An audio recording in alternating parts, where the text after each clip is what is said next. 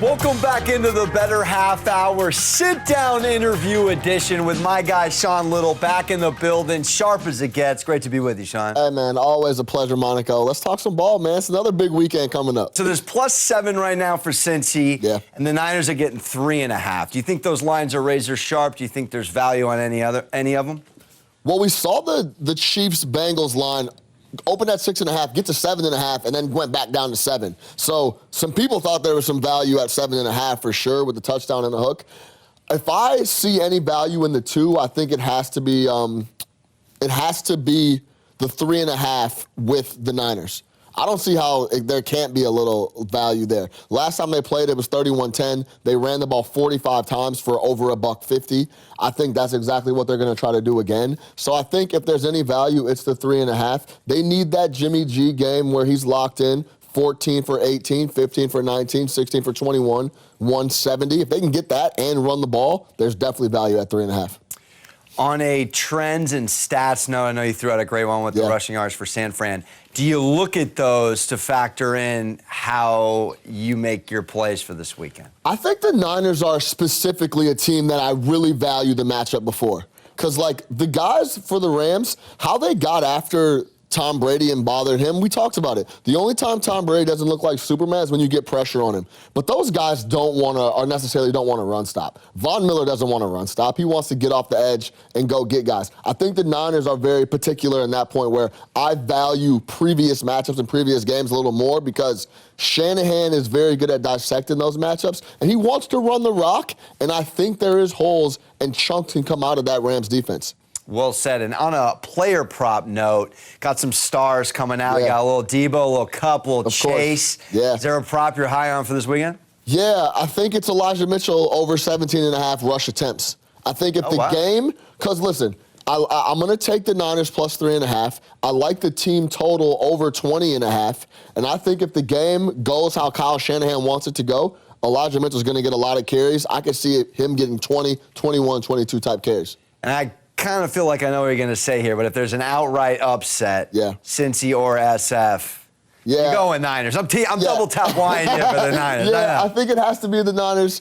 I think it was really interesting. I saw a number that division matchups in the playoffs, 15-8-1 against the spread since 2003.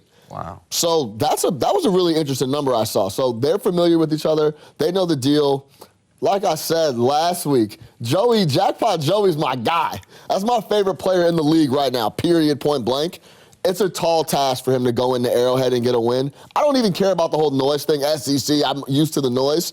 I'm more talking about Patrick Mahomes, the offense, Andy Reid being seasoned and all that stuff. This is about where the Bengals can push it, and I think maybe the next couple years is where they're like, all right, we've seen it, we've been there before, let's get rolling. What about the fact, though, that they went and outright beat them just a few weeks ago, 34-31? You factoring that in, and I'm sure the locker room is as well in Cincy. Yeah, you watched that game, Monaco. A lot of things had to happen for the Bengals to get that W. Yeah. And they got it, and we respect that, but I don't think they're going to get that many breaks again when it comes down to the stretch. And if they're going to be giving up points like they did in that matchup, I think they have a hard time scoring 35-plus points to beat them in Arrowhead. Going back to the NFC, I'm doing this. I don't know if it's just outrageous or, tendencies that I can't help myself. Are you going to maybe double dip, or would you recommend Niners plus 3.5 and the Rams money line? It's now down to around minus 176, depending where you shot. Yeah, I think it depends on where you get, what type of odds were you looking at on the money line? Did you get it earlier in the week? Man, it might have been like minus 155, minus 160, something like that. I think that could be an option. I don't like to double dip in the same game most of the time. Like, I don't tie in spreads and totals. The game has to go perfectly for that to work out. Like, you taking both sides of that means you're essentially saying, I have a crystal ball, it's going to be a 3-point game, and the Rams are going to win. And that's really, really tough to do. So I prefer to pick a side. But with that hook, it's very possible. I mean, it's going to be a tight game, I believe. So You think being at home for the Rams and knowing if there is such a look-ahead moment that they would be hosting the Super Bowl helps them or hurts them in the spot?